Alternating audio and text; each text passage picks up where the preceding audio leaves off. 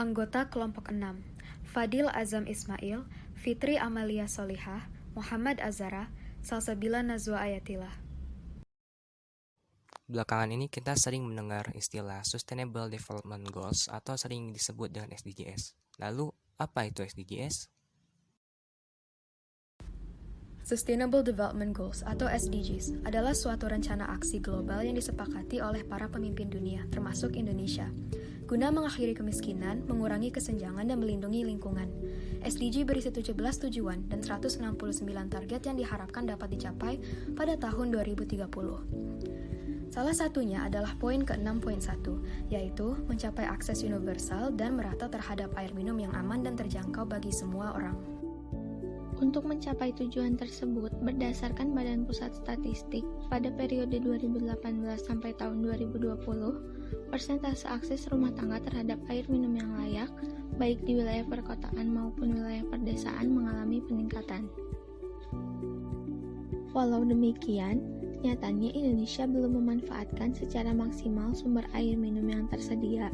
Salah satunya air hujan yang nilai kegunaannya masih di bawah 5%, sangat rendah dibanding air isi ulang yang mendekati 30%. Iklim di Indonesia sendiri sejatinya mendukung pemanfaatan air hujan menjadi air layak minum, ditambah dengan adanya musim penghujan yang curahnya cukup stabil di setiap tahunnya. Dengan memanfaatkan air hujan menjadi air minum, diproyeksikan dapat memperluas akses terhadap air minum, khususnya di kota-kota besar seperti Kota Bandung. Yang mana di daerah Kabupaten Bandung saja masih terdapat 713.864 warga yang belum memiliki akses air minum yang layak. Dan di Jawa Barat sendiri masih menempati posisi ke-6 dengan akses air minum yang layak ke wilayah pedesaan. Salah satu desa yang kesulitan mendapat akses air minum yang layak adalah Desa Bojong Salam, Kecamatan Rancaikek, Kabupaten Bandung, di mana masyarakatnya masih mengandalkan air tanah sebagai air minum dengan kualitas kurang baik karena sudah tercemar oleh limbah pabrik. Menurut hasil wawancara terhadap Ketua RW 04 dan Ketua RT 03 menyatakan bahwa batas wilayah yang cukup luas membuat kebutuhan air semakin tersebar. Sayangnya, kebutuhan air termasuk sulit karena keterbatasan biaya. Masyarakat memanfaatkan air tanah yang berwarna kuning. Dampaknya adalah memicu penularan berbagai macam penyakit dalam kategori waterborne disease yang diakibatkan oleh mikroba yang menyebar melalui air tersebut.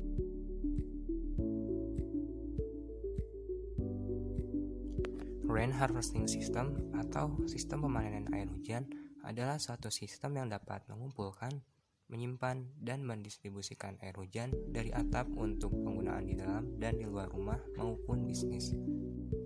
Adapun manfaat dari pengaplikasian rain harvesting system mulai dari mengurangi runoff atau menurunkan laju erosi dan sedimentasi, mengurangi beban pemakaian air tanah, membantu pengisian air tanah, mengatasi banjir dan kekeringan, dan salah satu bentuk strategi yang ramah lingkungan dalam mengantisipasi perubahan iklim.